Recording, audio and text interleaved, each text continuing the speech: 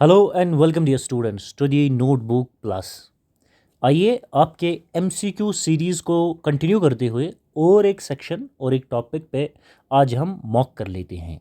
आपके जो जिस टॉपिक पे हम बात करने वाले हैं वो है understanding sex, gender and sexual division of labour. ये आपका टॉपिक है। इस पे इम्पॉर्टेंट एमसीक्यूज़ हम करने वाले हैं which are important for your examination for examination JKSSB female supervisor from the sociology section। तो आइए देखते हैं। But the request to the students to the audience is one कि आपके जब मैं क्वेश्चन पढ़ूं आप वो ध्यान से सुन लें और पॉज कर लें वीडियो को for few seconds to guess the correct option और अप्रोप्रिएट ऑप्शन सो दैट कि आपका मॉक होता जाएगा। अगर मैं आंसर बताऊं उसके बाद अगर आपने सही गेस किया है that is better, which means कि आपकी प्रिपरेशन जो है अच्छी जा रही है। अगर आपका क्वेश्चन किसी वजह से सही नहीं हो रहा है, आप गेस सही से नहीं कर पा रहे हैं, then there are two options available for you. One कि उसी क्वेश्चन को इन्फॉर्मेशन बना के नोट्स में जॉट डाउन कर लें। वन सेकंड, अगर आपको लगता है कि इस टॉपिक को मैंने या इस पर्टिकुलर टॉपिक के इस एस्पेक्ट को मैंने टच नहीं किया है, then it is requested to visit your notes, visit your source जहाँ से आपने पढ़ा है, तो इस एस्पेक्ट को भी देख लें आप। So the number one question from this section is what refers to the biological attributes of being male और फीमेल। ठीक है, बायोलॉजिकल एट्रीब्यूट कौन सा है जो आपको बताता है कि आप मेल हैं या फीमेल है? Based on physical features. ध्यान से, जहाँ पे आगे क्या पूछा है, based on physical features, chromosome patterns दूसरा, और हार्मोनिकल प्रोफाइल। तीन चीज़ें हैं यहाँ पे। आपको क्या कौन सी चीज़ नीचे दिए गए से बताती है कि आप मेल हैं या फीमेल है? Based on physical features, chromosomes patterns, hormonal profile. ठीक है, इन ये तीन ऑप्शन आपके हैं। क्या ये जेंडर है which refers to the biological attribute of being male और female based on physical features, chromosome patterns and hormonal profiles? Is it sex? Is it sexual division of labor or none of the above? Dear students, जो आपका biological attribute है जो आपको बताता है are you male और female, ठीक है, based on physical features one, chromosome pattern two, hormonical profile, that is dear friends your sex which refers to which is the biological attribute of being male or female. So option B is the correct or appropriate answer to your question number 1. Question number 2 आपसे क्या पूछता है? Humans typically have dash dash chromosomes for females. Females के लिए क्या chromosomes होते हैं? And dash dash chromosomes for males. वो आपने बताना है। XX XY is your A option. XY XX is your second option. Third YY XX is your third. And the fourth and last option is XX and YY. ये आपके लिए easy होना चाहिए to answer. Dear students, for females it is XX and for males it is XY. So XX and XY option A is your correct or appropriate answer to your question number 2. ये भी आप याद रख लीजिएगा. These are the important, really important MCQs for your exam point of view. So इन्हें ध्यान से आपने देखना और करने की कोशिश करनी खुद से भी while pausing after reading the question. मैं भी आपके लिए पढ़ रहा हूँ, ऑप्शंस आपके लिए मैं पढ़ रहा हूँ, आप पॉज कर लें थोड़ी देर के लिए और देखें कि आप खुद से आंसर कर पा रहे हैं या नहीं. So the number third for you is which of the following is not. Not पे थोड़ा स्ट्रेस मैं सर्कल से आपके लिए कर देता हूँ. ठीक है, ऑड वन आउट हमने इसमें से करना. नॉट आते ही आपको समझ में आ जाना चाहिए द फॉलोइंग ऑप्शंस में से कोई रिलेटेड टू द क्वेश्चन नहीं है, उसको हमने बाहर करना है. So the question asks you which of the following is not considered uh secondary sex characteristic. Characteristics of sex के बारे में है और सेकेंडरी सेक्स कैरेक्टरिस्टिक्स नीचे दिए गए में से कौन नहीं है. So option 1 is facial hair, 1, breast development, second, chromosomes, third, and the fourth and last is reproductive organ. इनमें से कौन कंसिडर सेकेंडरी सेक्स कैरेक्टरिस्टिक नहीं किया जाता है? सो डियर स्टूडेंट्स, जो इनमें से कंसिडर जो नहीं किया जाता है secondary sex characteristic, that is chromosomes, right? Number 4 dear students is gender refers to, definition of gender पूछा है, ठीक है। gender refers to, क्या gender आपका रेफर करता है? the social roles attributed to biological sex differences in a society, 1. Second, biological attributes of being male or female, 2. the gendered allocation of work responsibilities, 3rd. none of the above, NOB, ठीक है। इनमें से कौन gender refer करता है? Dear students, your gender refers to the social roles attributed to biological sex differences in a society. So, option A is answer to your question number 4. Number 5 आपसे पूछता है the sexual division of labor has its basis in, जो sexual division of labor है उसके basis कहाँ पे है, ठीक है। The option 1 is patriarchal system, 1. primitive hunter gathering groups, 2nd. changes in political economy over time, 3rd. and the last one is all of above। आपसे पूछा गया है सेक्सुअल डिवीजन ऑफ लेबर के बेसिस कहाँ पे हैं। डियर स्टूडेंट्स, अगर आपने इस सेक्शन को पढ़ा है you will be easily able to answer this question number 5 and the answer to this question is all of the above. So आपने यहाँ पे क्या समझा है? द अंडरस्टैंडिंग इज जो सेक्सुअल डिवीजन ऑफ लेबर है it has it is basis in the patriarchal system, 1. primitive hunting gathering groups, 2. this also is the basis of sexual division of labor, change in political economy over time, which means all of the above is the correct or answer to your question number 5. Similarly, another important question number 6 आपसे पूछता है which of the following are some statements, ठीक है, उनके बारे में पूछता है which of the following statements is true regarding the sexual division of labor। sexual division of labor में नीचे दिए गए में से कौन सा सही है आपने वो बताना है। it confines what? sexual division of labor confines women to nurturing supportive roles, ठीक है, कॉमा करके हैं, 1. Nurturing, 2nd. Supportive roles, 2nd. It enables male control over resources and authority, 3rd. It perpetuates gender stereotypes, all of the above. Dear students, answer to this question is all of the above. Why? Because all the statements are true regarding the sexual division of labor. It confines women to nurturing and supportive roles. It enables male to control resources and authority. It perpetuates gender stereotypes. So D is the correct answer to the number 6. आपका जो 7th important MCQ है, question है relevant for your examination and important for your examination, which is framed as what refers to the unequal sharing of household work। unequal sharing of household work जो ये term है, what term refers to the unequal sharing of work and child care responsibilities between men and women, ठीक है। आपके options हैं gender pay gap, क्या ये term refer करती है to the unequal sharing of household work and child care responsibilities between man and woman. 2nd, occupational segregation, two unequal sharing of reproductive labour segregation in the labour market. इनमें से कौन सी वो term है जो refer करती है unequal sharing of household work and child care responsibility between man and women. Dear students, the term which is unequal sharing of reproductive labor is the term which refers to the unequal sharing of household work and child responsibilities between the two. So आपका 8वां जो important question है which is framed as per time use data, ठीक है, women in India spend about dash times more time on care responsibilities than men, ठीक है। let me read it once again for you.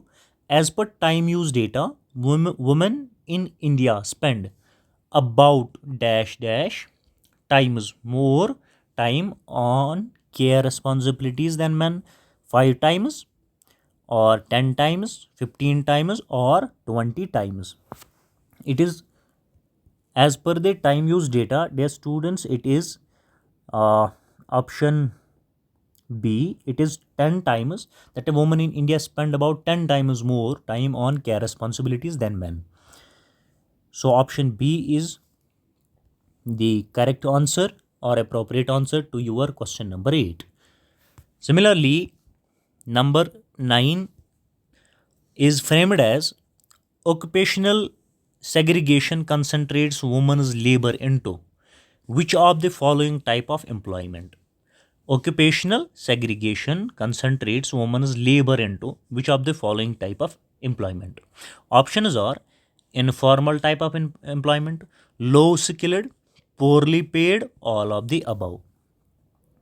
So dear students, जो हमारी जो एक occupational segregation है ये वुमेन्स लेबर कंसंट्रेट करती है इनटू इनफॉर्मल 1, ठीक है, low skilled 2, poorly paid 3, which means all of the above is the correct or appropriate answer to your question number 9, right? Let me write it for you to avoid any confusion. So question number 10 is framed as, जो आपसे पूछता है which of the following factors contribute to limiting women's access to leadership roles. सवाल आपसे पूछता है which of the following factors contribute to limiting women's access to leadership roles? Is this cultural structures?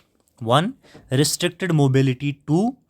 Lack of technical education. 3. All of the above. The students, जो women's हैं, the factors which contribute women's access to leadership roles are all of the above. How? Cultural structures भी हैं which restricts women, restricted mobility again, lack of technical education again. So there should be not any kind of confusion. आपने ये चीज़ें पढ़ी होंगी and these facts are backed by the statistics, facts and researches. So there should be no confusion to regarding this question. Number 11 आपसे पूछता है the question which is framed as breaks for motherhood confine woman to dash dash. जो breaks हैं for motherhood that confine woman to dash dash. Informal employment 1, low paying jobs 2, leadership roles 3, technical fields 4. Dear students, जो breaks हैं for motherhood that confine woman to informal unemployment, that confines women to informal employment. So the A option is the correct answer to your question number 11. Number 12 dear students, question frame ऐसे किया गया है what percentage of women held administrator 1, what percentage of women held administrator, manager and senior official roles in India as per the census 2011. आपसे percentage of women पूछा गया है who held administrator, manager, senior official in India as per census 2011. Is it 7.3%, 10.2%, 13.7% or 16.9%? Dear students, the percentage of women held administrator, manager and senior official roles in India as per the census 2011 is 13.7. So C is your correct option. Let me move forward to the number 13, another important question for your exam point of view, which is framed as occupational segregation of women leads to lack of dash dash, lack of what? Following are the options. Let me read question once again for you. Occupational segregation of women leads to the lack of economic independence 1, agency 2, value capabilities 3, D, all of the above, dear students. So the correct option or appropriate answer to this number 13 is all of the above. Occupational segregation जो है of women that leads to the lack of economic independence 1, that leads to the agency 2, value of capabilities 3. So D is your correct option. Number 14 आपसे पूछता है what term refers to the low average wages earned by women compare to man. ठीक है, जो लो veg earn करती हैं, लो average veg earn करती हैं वुमेन कंपेयर टू मैन, उसके लिए टर्म है कोई, वो आपने बतानी है, ऑप्शंस में गिवन है। ऑप्शन 1 क्या आपका, unequal sharing of reproductive labour 1, gender segregation 2, gender pay gap 3, gender wage gap. Which is the correct और appropriate term which refers to the lower average wage earned by women compared to men? The term which is used for this is gender pay gap. Which is your correct option or answer? Number 15 is framed as per an ILO study, International Labour Organization, globally women are paid around dash dash percent less than men. Right? Is this 10%, 15%, 20%, or 25%? Dear students, as per an ILO study, globally women are paid around 20% less than the men. Which is your correct option? Again, these are the statistics, you can find them anywhere, but here this question is framed to let the students know कि आपको समझ में आ जाए कि questions किस तरह से frame किए जा सकते हैं इन योर एग्जामिनेशन, और आपने अपनी प्रिपरेशन को स्ट्रक्चर कैसे करना है, मेंटली खुद को तैयार कैसे करना है इस एग्ज़ाम के लिए। राइट, नंबर 16 जो क्वेश्चन है आपके लिए, आपसे पूछता है in India women earn dash dash percent less on average compare to man. ठीक है, अर्निंग की बात अगेन है, 25 to 35% 1, 25 to 40% 2, 25 to 45%, 25 to 50%. In India, women earn 25 to 50%, 25 to 50% less on average compared to men.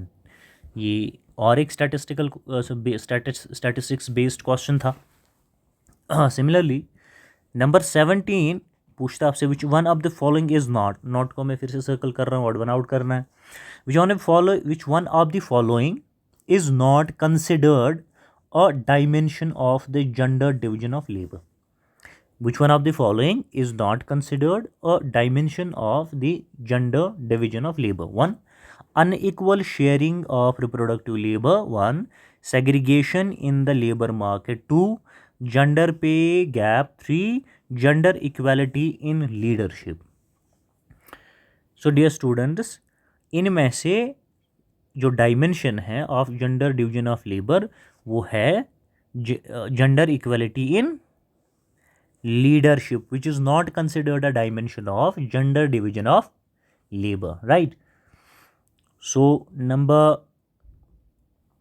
18 asks you which activity performed by women are considered invisible 1 and exclude from economic accounting। आपसे पूछा गया है कि कौन सी activity which is performed by women are considered, activities which are performed by women are considered invisible and are not included in economic accounting। 1, child rearing, cooking and cleaning, fetching water and fuel, all of the above। यहाँ कोई confusion नहीं होना चाहिए। Let me sorry dear students, यहाँ मैं आपको बता दूँ, अगर बच्ची चाइल्ड रेयर कर रही है and she is getting paid for it, then वो इकोनॉमिक अकाउंटिंग में इंक्लूड किया जाता है। बट यहाँ उस वुमन की बात होती है जो होम मेकर हैं, जो घर पे बच्चों को पालती हैं, देखभाल करती हैं, घर पे खाना पकाती हैं, घर पे ये सारे काम करती हैं, for which she is not getting paid anything. ठीक है, उस वुमन की बात हो रही है, यहाँ कोई कन्फ्यूजन नहीं होना चाहिए। You should not get confused with the homemaker to that woman जो कहीं बाहर काम कर रही हो और उसके लिए अर्न कर रही हो। सो इसके लिए the answer to this question is obviously all of the above. जो हमारी माएँ बहनें काम कर रही होती हैं घरों में, जिसके लिए उन्हें कुछ पे नहीं मिलता है, कुछ भी पेमेंट्स नहीं होती हैं, देन चाइल्ड रेयरिंग हो, कुकिंग एंड क्लीनिंग हो, फेचिंग वाटर एंड फ्यूल हो, ये सारे इनविजिबल कंसिडर्ड किए जाते हैं और इन्हें हम इकोनॉमिक अकाउंटिंग में इंक्लूड नहीं करते हैं, right. So number 90, dear students, asks you which of the following statement does not reflect trends in occupational segregation of women। नीचे कुछ स्टेटमेंट्स हैं जो रिफ्लेक्ट करते हैं trends in occupational segregation of women, right. लेकिन कोई एक स्टेटमेंट ऐसा है जो रिफ्लेक्ट नहीं करता, which does not reflect, right, reflect trends in the occupational segregation of women. Clustering in a caring job 1, क्या ये रिफ्लेक्ट नहीं करता है trend in occupational segregation of women 1। Second, relegation to low skilled functions 2, equal access to leadership roles 3, concentration in auxiliary roles। Dear students, the statement which does not reflect in trends in occupational segregation of women is equal access to leadership roles, which is your correct option। Number 20, another important MCQ, asks you breaks taken by women for childbirth can attribute to dash dash 1, wage penalties 1, career advancement, क्या इनसे career advancement होता है, access to formal employment, leadership opportunities। आप easily इसको answer कर पाएंगे guess अगर कर पा रहे हैं। जो breaks which are taken by women for child birth can contribute to wage penalties, dear students, which is your appropriate or correct answer to your question number 20। Similarly, आपका 21वां सवाल जो है ऐसे फ्रेम किया गया जो आपसे पूछता है what does the root cause of women's oppression lies in as per some feminist scholars। 1, exclusive responsibilities for household labor 1, restricted access to education 2, lack of income generating jobs 3। This is your 21 and all of the above। So again the question may be debatable, but ऐसे questions में हमें restrict करना होता है to the question जैसे पूछा गया है एंड आंसर्स ऑप्शन जो दिए गए हैं उनमें उन्हीं के हिसाब से खुद को रिस्ट्रिक्ट करना होता है। सो द रूट काज पूछा है, यहाँ कॉजेज नहीं पूछा गया, ये भी आपने यहाँ पे ध्यान रखना है।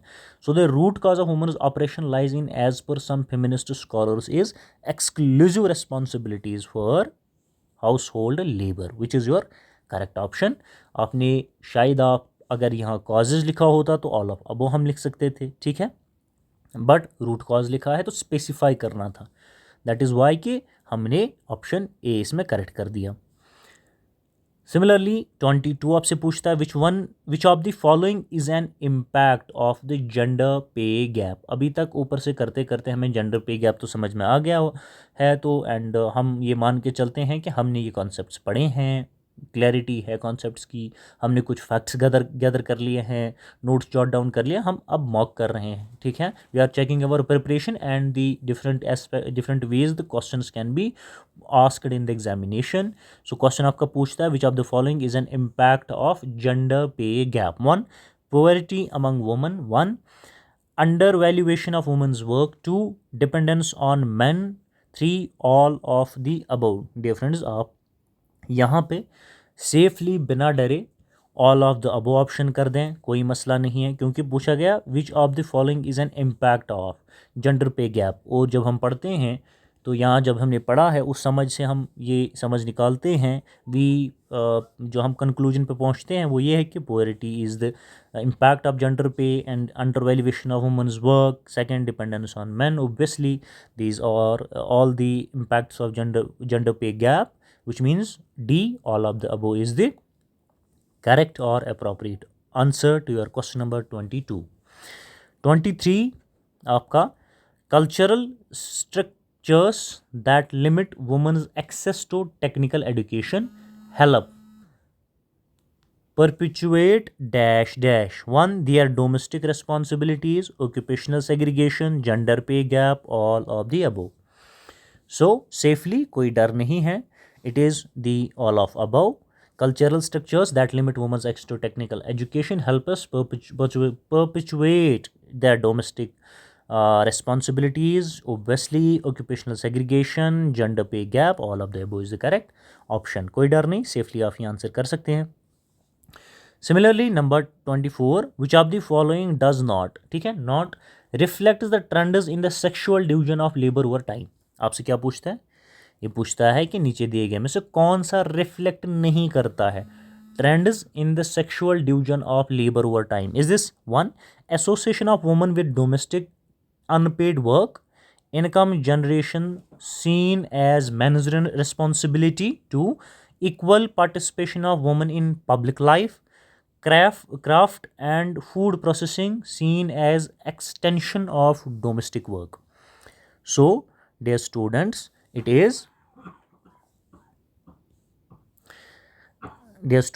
is equal participation of women in public life which does not reflect trends in sexual division of labor over time.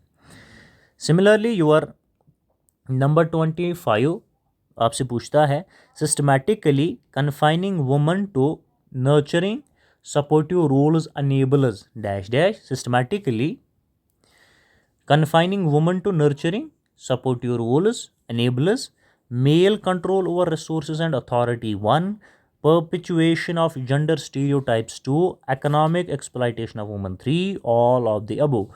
Safely कोई इशू नहीं है, all of the above. How, थोड़ा मैं कह दूं, जो systematic confining woman to nurturing supportive roles ये enable करता है male control over the resources 1, perpetuate of gender stereotype 2, economic exploitation, which means all of the above is the correct option. Dear students, if there is any confusion, if there is any query regarding the MCQ series, if you want to leave your feedback, please do leave your valuable comments, feedbacks in the comment box so that we can get an idea how we can make things better for you, how we can structure our following stuff for you. Thank you very much.